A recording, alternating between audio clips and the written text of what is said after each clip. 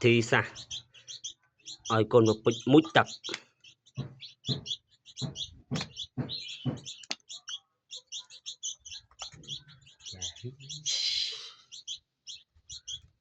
chạ tập chó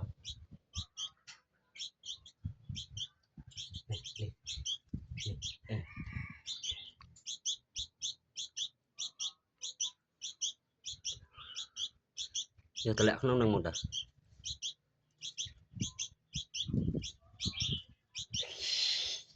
anh như tật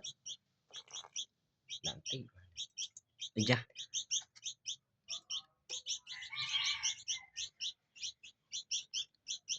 mình trong một chơi clean vào đó nha